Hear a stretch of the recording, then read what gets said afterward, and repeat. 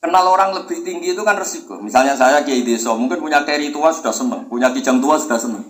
Gara-gara kenal Pak Wahid naik Camry, waduh kok saya kalah itu. Orang itu kan resiko. Mungkin dosen-dosen sini kalau kenal saya di Rembang juga resiko. Di sini nggak ada cium tangan, melihat saya di sana, wah, gak enak jadi dosen. Jadi memang harus dibatasin. Sekiranya mungkin orang karena latamud dan apa? Ainaika ilham. Kamu jangan sering melihat orang lain yang mungkin secara lahir dapat nikmat yang lebih tinggi dibanding Anda. Kalau kamu nggak bisa ngelola hati Anda bisa hasut, Anda bisa dengki. Paling tidak Anda bisa ada syukur. Saya itu sering ditulani pejabat. Juga sering melihat pejabat di TV-TV. Naik mobil aja ada yang naikkan. Bahkan kalau wudhu itu anduk aja ada yang bawa. Itu kalau yang nggak kuat, wih naik jadi pejabat. Ya makanya terus konstitusi Kiai itu mengatur sudahlah. Mata kamu itu kamu batasin. Jangan melihat sesuatu yang potensi ya. Potensi menjadikan Anda tidak syukur. Jadi saya mohon, ini memang konstitusi saya sebagai Kiai. Jadi saya, tapi di hati saya tetap akrab. Saya doakan semua untuk UI, untuk semua orang Indonesia kita doakan. Kita ingin semuanya tambah baik, tambah. Assalamualaikum warahmatullahi wabarakatuh. Hingga di beberapa riwayat dijelaskan ada orang yang 500 tahun ibadah, nggak pernah maksiat. Ditanya sama Allah, kamu masuk surga karena apa? Karena ibadah saya ya Allah. Ya sudah, surga kamu 500 tahun saja karena ibadah kamu 500 tahun. Ini cerita umur-umur orang dulu. Ya Allah, katanya surga engkau ini selamanya. Ya kalau yang selamanya itu rahmatku. Kalau amal kamu terbatas ya surganya sesuai amal kamu ya terbatas. Ya sudah ya Allah, berarti masuk saya surga saya ini karena fadl engkau, karena anugerah engkau. Itu namanya apa? Hiroyah. Hiroyah itu satu kajian analisis di mana kita percaya riwayat, tapi kemudian punya logika, punya hiroyah. Ini penting supaya tauhid kita ini kuat. Jadi dulu ada orang yang sangat cerdas, namanya Jubair bin Mut'im. Dia saking cerdasnya, juga kaya, juga tokoh, dikirim sebagai delegasi pembebasan Asra Badrin, tawanan Badar. Kemudian pas datang ke Masjid Nabawi, Nabi delalah pas baca Wattur wa kitabim mastur. Sampai pada titik Nabi baca Am khuliqu min ghairi syai'in am humul khaliqun. Apakah penciptaan yang sedemikian canggih itu dimulai tanpa perwujudan, tanpa sesuatu yang real, yang maujud? Orang itu langsung bersimpuh, matur, ya Rasulullah saya Islam. Kada qalbi yadir, hampir hati saya, otak saya, pikiran saya itu terbang. Karena logika yang dibangun ateisme misalnya, kalau alam raya ini dimulai dari nihilisme, berarti logikanya apa? Al-adamu yakhluqu maujudan. Alam raya ini kan maujud. Maujud itu ada. Kalau yang lebih dulu itu ketiadaan, berarti ketiadaan menjadi sebab kewujudan. Kalau dalam bahasa Arab itu al-adamu yakhluqu maujudan. Sesuatu yang harusnya nggak jadi faktor karena ketiadaan menjadi faktor sesuatu yang nyata. Itu kan nggak masuk akal. Ya, kalau alam raya ini ada al-adam yasbiqu maujudan, berarti alam raya ini al-adamu yakhluqu maujudan, sesuatu yang tidak ada menciptakan yang ada. Dengan logika itu terus kita ngaji, diajari sama guru-guru kita, sifat dasar Allah itu maujud. Allahu maujudun qadimun. Terus masuk. Yang harus distatuskan pertama dari Allah itu apa? Maujud, wujud. Karena dengan wujud ini layak menjadi penyebab adanya alam raya ini. Sehingga ketika kita menolak paham nihilisme atau ateisme, paham tanpa Tuhan, tanpa pencipta awal, kita punya diroyah. Bahwa tidak mungkin ketiadaan ini menjadi sebab perwujudan alam raya. Yaitu amkhuliku min ghairi syai'in. Masa alam raya ini diciptakan tanpa sebab yang nyata, yaitu wajibil wujud. Siapa itu? Allah Subhanahu. Begitu juga menyangkut sholawat. Orang boleh beda pendapat tentang redaksi sholawat. Ada yang sholli ala Muhammad, ala Sayyidina Muhammad, Nabi Muhammad. Monggo lah masalah redaksi saja. Tapi setelah dianalisis, Nabi itu Pak Rektor jadi Nabi setelah Nabi Isa saking dihormatinya sampai dituhankan. Juga jadi Nabi yang ada cerita masih hangat, orang Yahudi itu bunuh Nabi. Jadi yang satu mendudukkan Nabi sedemikian tinggi sampai kayak Tuhan, yang satu menjatuhkan Nabi sedemikian rendah sampai dibunuh. Apa susahnya jadi Nabi Muhammad SAW? Kemudian dengan gampang Hadaddin agama ini bikin syariat yang bernama sholawat. Redaksinya monggo lah sesuai tradisi masing-masing. Allahumma sholli ala Muhammad, Allahumma sholli ala Sayyidina Muhammad, ala Nabiyina Muhammad monggo. Tapi yang jelas redaksi ini kalau di diroyah dikaji, Allahumma itu Tuhan, Tuhan itu pemberi. Wa Muhammadun wa in jalla qadruh abdun min ibadi. Muhammad apapun tinggi derajatnya tetap berstatus hamba.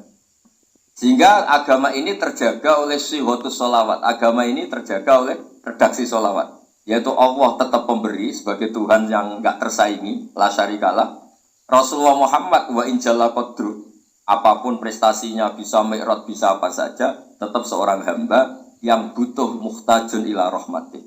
Jika redaksi Allahumma sholli ala Muhammad ini mengukuhkan yang Tuhan tetap Tuhan, hamba pilihan tetap hamba pilihan. Tentu dengan redaksi ini kemudian kita mendudukkan Nabi benar-benar posisi terhormat.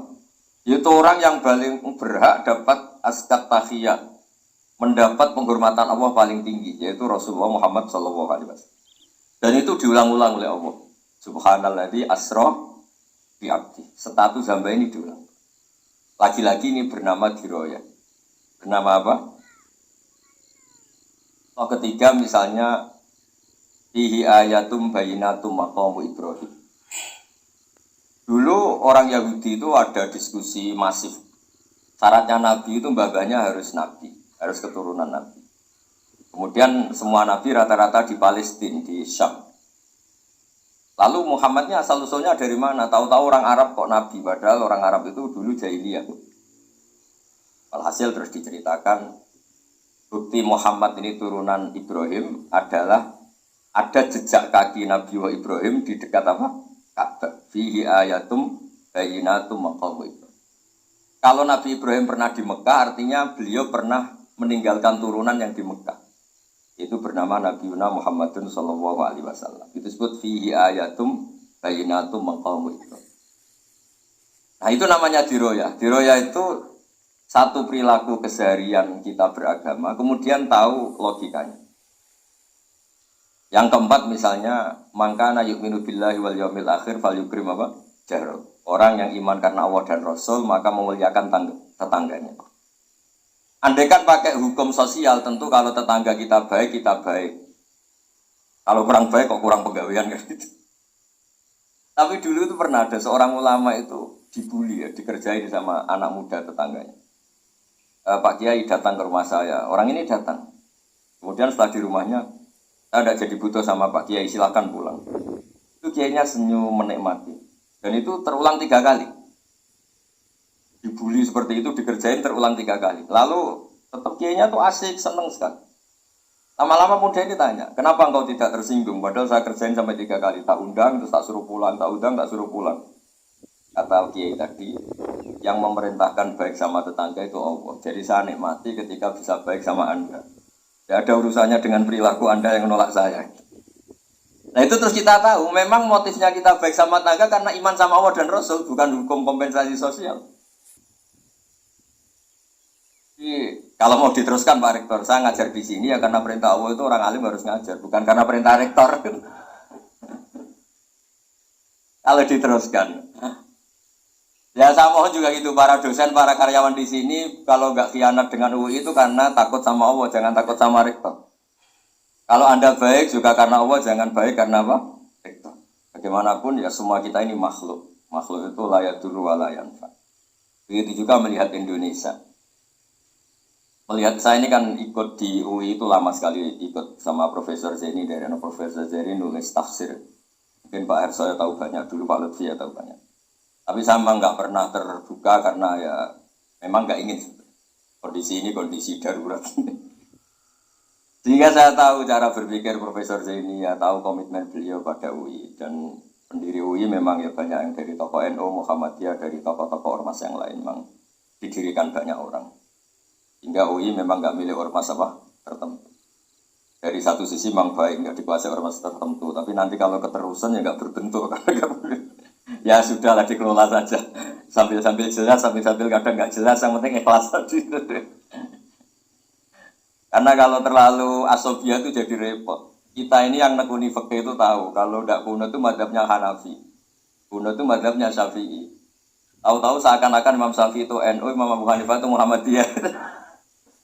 Padahal ini orang-orang yang sebelum NU dan apa? Muhammadiyah. Jadi kalau kita yang nekuni ilmu itu biasa saja dengan perbedaan. Tapi kalau orang-orang yang nggak siap dengan perbedaan itu sampai Allah disifati Ta'ala itu tidak terima. Padahal Ta'ala itu maknanya Maha Luhur, yang Maha Agung. Jadi ada seorang kiai kebetulan pidato pertama Pak Rektor. Assalamualaikum warahmatullahi taala wabarakatuh. Mubalik kedua ini nggak terima karena itu dianggap kita ada Ta'ala. Hanya dia bilang Assalamualaikum warahmatullahi taala wabarakatuh. Itu saking asobiahnya itu Allah ditambahi Ta'ala itu tidak terima. Padahal Ta'ala itu maknanya Maha Agung. Nah itu kan jadi repot kalau asobia gitu. Kalau kita ngadepi perbedaan biasa saja. Karena kita mungkin bacanya banyak, lihat hal-hal seperti itu ya biasa. Karena dulu itu perbedaan itu urusan sudut pandang. Ya saya ulang lagi, perbedaan itu sudut. Allah yang Tuhan saja sering didebat sama nabi-nabinya. Karena urusan sudut pandang apa? Saya beri contoh. Suatu saat Khalilur Rahman Ibrahim itu saatnya meninggal sama Allah, Israel disuruh. Israel itu Ibrahim saatnya meninggal, ambil nyawanya. Setelah datang ke Ibrahim, ya Khalilur Rahman Ibrahim, saya disuruh nyabut nyawa Anda.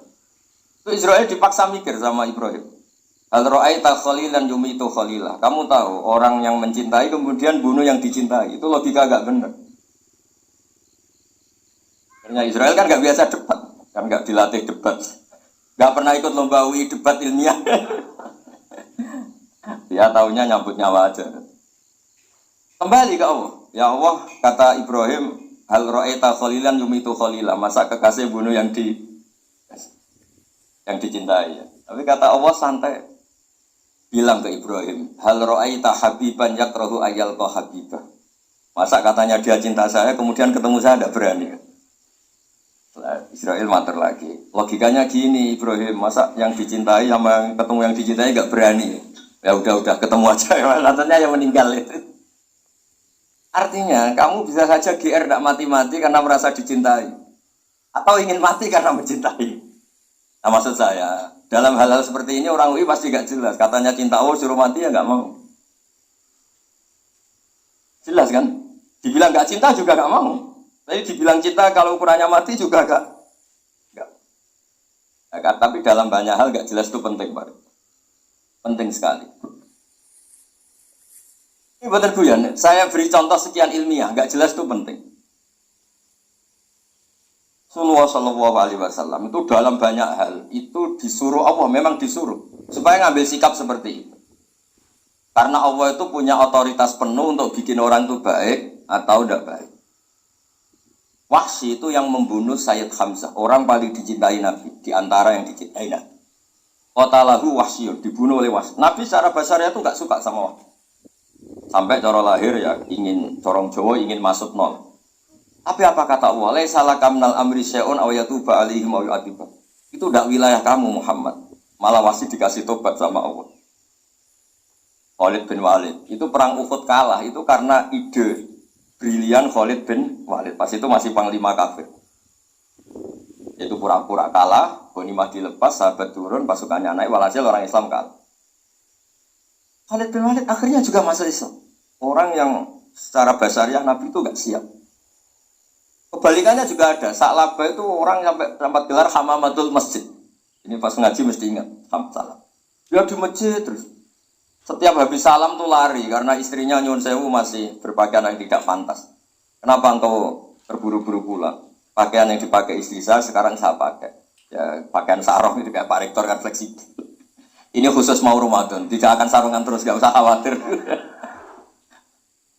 Jadi ini tadi sudah kejadian. Saya yang kiai celananan, beliau yang rektor pakai sarung. Jadi, iya. Supaya itu barter madhab.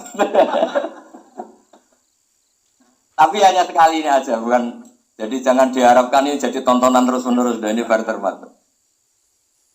Saya sama Profesor Kores juga sering gitu. Saya pakai sarung yang dipakai Dia beliau pakai sarung ke dia saya. Memang itu tradisi Islam. Tahadau tahabu, kamu saling memberi hadiah maka kamu saling mencintai.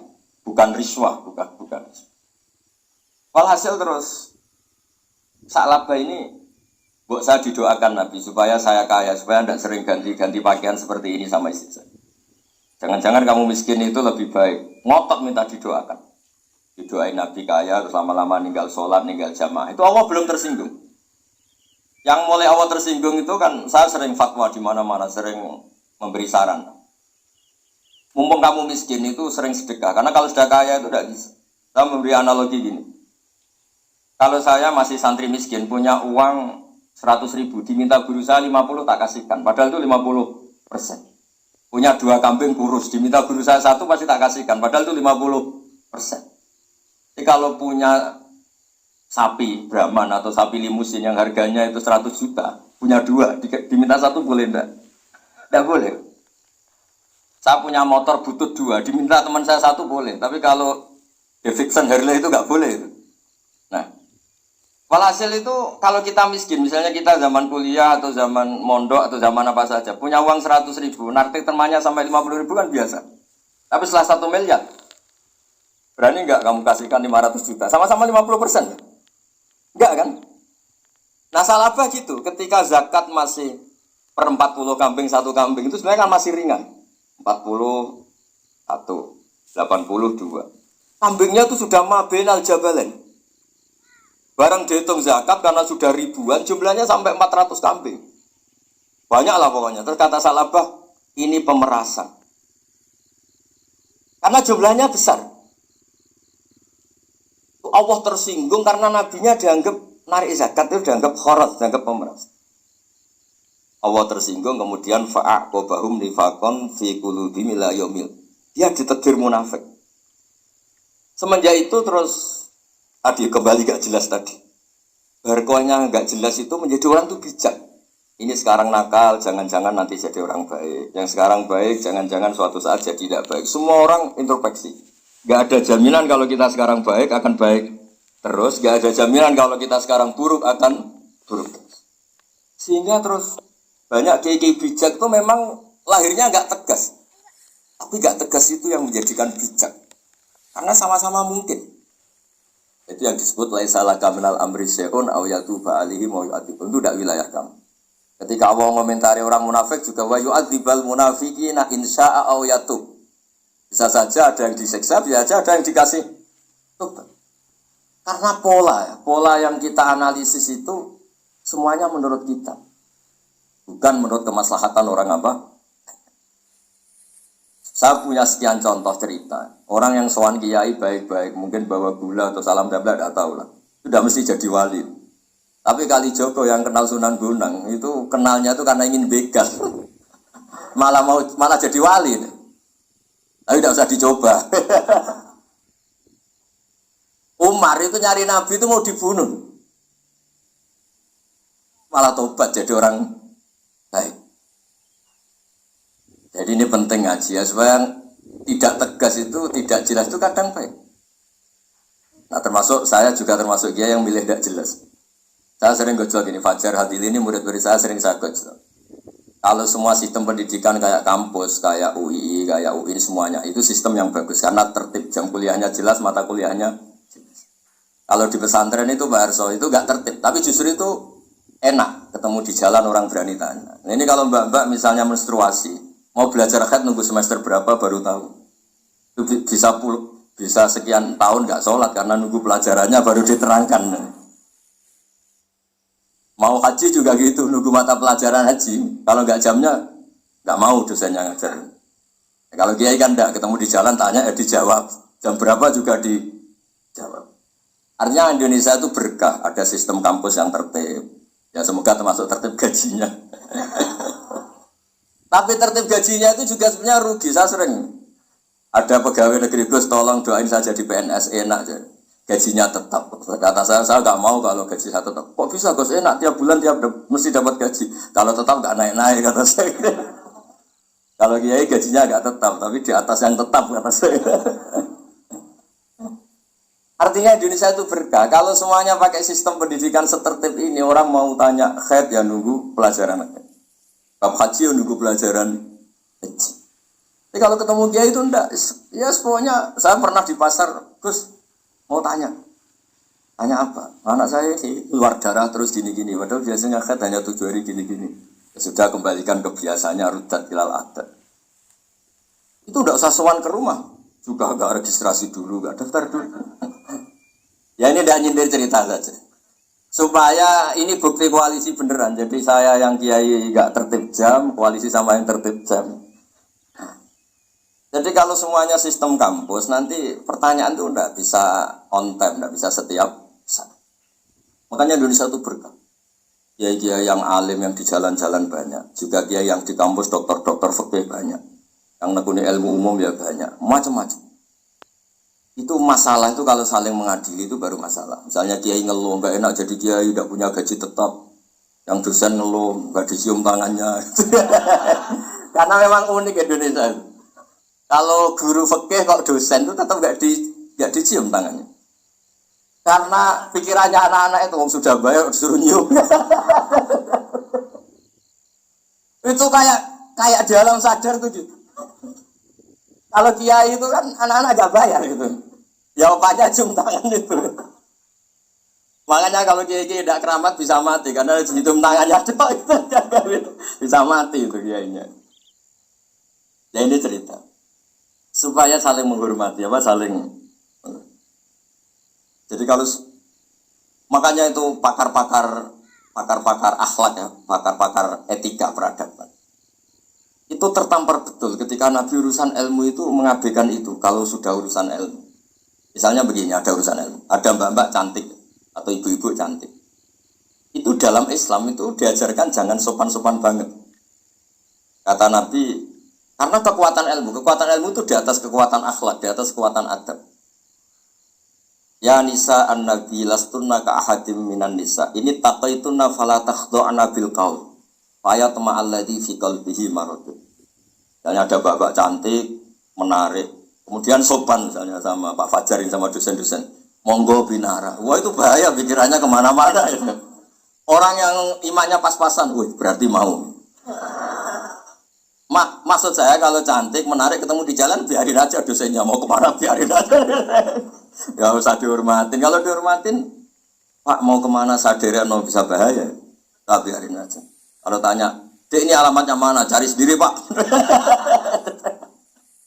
Karena hanya dengan cara itu si Pak dosen ini gak kepikiran.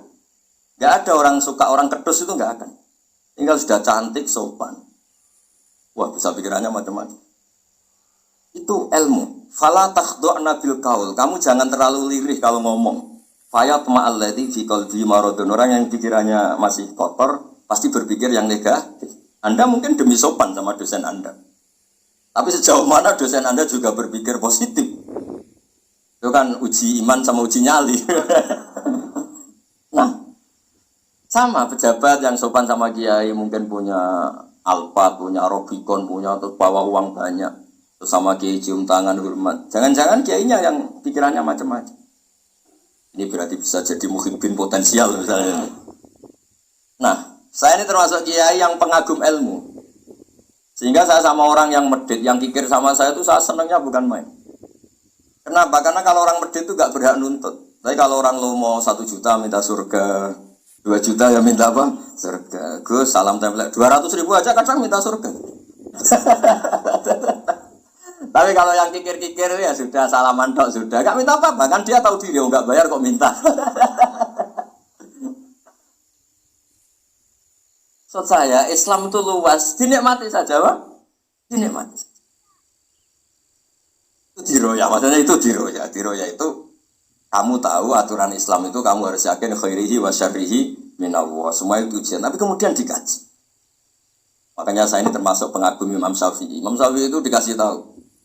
Ada orang yang di depan engkau cium tangan hormat itu di luar ngomong-ngomong, ngata-ngatain Anda. Imam Syafi'i tertawa-tawa sowan. Loh, Anda ini dikata-katain di luar kok. Kok enggak kamu anggap munafik malah tertawa. Berarti saya wibawa, di depan saya enggak berani. Dianggap penting saja. dibilangin, sebagian orang kampung sini nggak suka sama engkau. Baguslah, nggak akan lu pinjem uang sama saya. Di mana-mana orang pinjem minta tolong itu karena seneng. Kalau benci kan enggak. Ini dianggap enteng saja. Yang terjadi di dunia itu semuanya dianggap enteng saja. Man asa ilaika faqat atlakoka. Yang berburuk sama kamu itu membebaskan kamu. Coba kalau akrab, titip.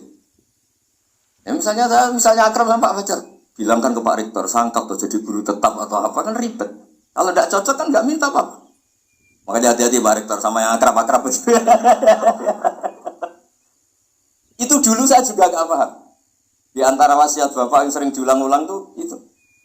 Suatu saat kamu jadi kiai, ngelola orang nggak seneng tuh gampang. Sudah, situ orang lain. Tapi kalau ngelola orang orang seneng tuh repot. Mintanya aneh-aneh.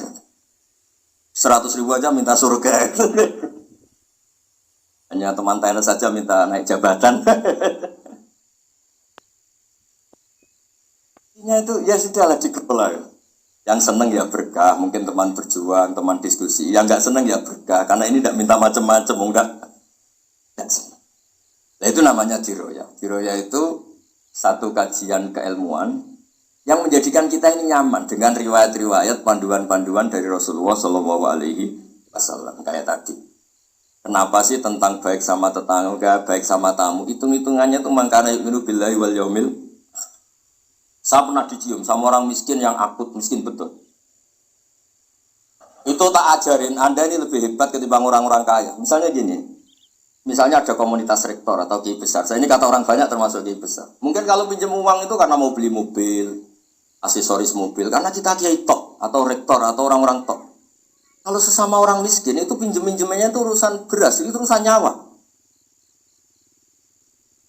Mana menyelamatkan nyawa sama aksesoris mobil? Nyawa. Jadi pahala kamu pasti lebih besar itu. Itu senengnya jadi orang miskin terus keterusan sampai sekarang. Itu, lo coba kalau menteri sama menteri, rektor sama rektor, kira-kira pinjamannya apa Pak Arso? Kan kalau mau beli mobil atau mau umroh, pokoknya yang keren-keren. Kalau orang miskin pinjam kan apa? Makan kan? Beras kan? Hanya kalau sedang miskin monggo lah, kalau ingin teruskan. Maksud saya Islam tuh seenak itu. Islam tuh segampang itu. Sudah lah yang sedang miskin ya keren. Karena sekali sosial tuh urusannya apa? Nyawa. Kalau miskin semua ya Indonesia bisa tutup kan? Ya sudah yang kaya-kaya itu saya menyelamatkan Indonesia karena bayar pajak yang menjadikan Indonesia berjalan. Tapi ya dipakai yang benar. Nah, begitu seterusnya. Ada kiai miskin cerita ke kita. Terus enak jenengan alim, terus punya santri banyak, bisa ngajar di mana-mana. Saya bilang, hebat kamu. Dia hidup di daerah tertinggal. Itu yang diajarkan kan hanya tauhid. Kan nggak mungkin desa tertinggal baca fikih perbandingan madhab. Kan nggak mungkin. Kalau yang kayak Pak Fajar, Pak Sadali kan nggak mungkin. Fikih perbandingan apa? Madhab. Menyorot madhab dunia. Kayak engkek itu kan nggak. Tapi pertanyaannya, yang menyelamatkan masuk surga itu tauhid apa perbandingan madhab? Tauhid. Ini hanya mengajarkan fardu kifayah sunat-sunat. Ini Anda mengajarkan fardu ain. Surganya dulu kamu. Oh terus senangnya jadi kayak gitu. Karena yang diajarkan apa? Tauhid. Sementara kita yang gaya-gaya ini ajarkan perbandingan apa? Ada studi banding ke Al-Azhar kemana-mana. Ini enggak tauhid. Dari orang nyembah pohon jadi nyembah Allah Ta'ala. Keren ya? Jadi terus gigi sama saya senangnya bukan mereka, karena tak bela. Tapi ada yang agak kurang ajar, tanya saya. Kalau itu hebat, kenapa Gus gak mau jadi kayak gitu? Waduh. Wah ya repot kalau pertanyaan. Terus tak jawab, kalau saya jadi kayak gitu, kamu ngansu ilmu dari mana coba? Ya dari jenengan, ya kalau sama gobloknya ada bisa. Ya sudah, Gus aja jadi kayak besar. Maksud saya, ya sudahlah kita begini seperti yang saya ajarkan di sini, saya sarankan supaya orang itu tahu. Ini namanya diroyah, apa? Makanya kata Imam Ghazali itu kalau kamu ingin sopan gampang melihat anak kecil, wa aqallu minni dzamban, dia dosanya lebih kecil. Karena masih kecil kan, tentu secara dosa enggak banyak. Kalau melihat orang yang tua, wa aktsaru minni ibadatan, dia tentu ibadahnya lebih banyak karena umurnya lebih banyak. Sehingga terus semua orang lain tuh di depan kita itu hebat. Ya semua orang lain sama misalnya Pak, ini rektor, sama Fathul Wahid rektor, tanggung jawabnya lebih banyak, berarti pahalanya lebih banyak. Tapi sama, ketika melihat Nyon Sewu, melihat pegawainya yang secara lahir di bawahnya, ini tanggung jawabnya nggak banyak, pasti salahnya juga enggak. Itu yang diajarkan Rasulullah SAW, sehingga enak. Tapi kalau kita melihat orang lain selalu salahnya, itu pecundang. Allah saja tidak seperti itu kan, amal baik ya ada khairan, amal buruk ya ada saron, semuanya dilihat oleh Allah Subhanahu wa Ta'ala. Saya itu punya teman Gus, agak beling, agak seenaknya. Belum miskin. Wah itu seenaknya betul. Kayak kenal Tuhan sudah. Tak tanya, kenapa kamu seenaknya? 1 bulan tuh labanya bisa 200 juta sampai 500, sampai 1 miliar. Saya itu Gus, setelah duha itu perkembangannya bagus. Salah duha itu. Saya pernah miskin kan kata apa? Ingkana rizki fisama apa? Wa ingkana qalilan ya kalau fisama fa'anzilu terus wa ingkana qalilan fakasirhu kalau sedikit perbanyak. Ini trennya sudah benar semua. Nah, wa ingkana apa? Ya haraman fatahirhu. Kalau haram yang kau sucikan. Makanya saya seenaknya kalau qalilan sudah fakasiru paling trennya yang enggak benar juga fatahirhu kata Mas. Dia yakin kalau yang enggak benar-benar sudah disucikan Allah, karena yang lain-lain sudah dari miskin sudah kaya, qalilan sudah fakasiru, paling yang haroman juga sudah fatahiru gitu. Tak tanya, lah kamu kok tahu? Polanya sudah ada Gus, karena sang qalilan. Kamu sembrono sama Tuhan kok begitu kan? Tapi apapun itu seneng saya.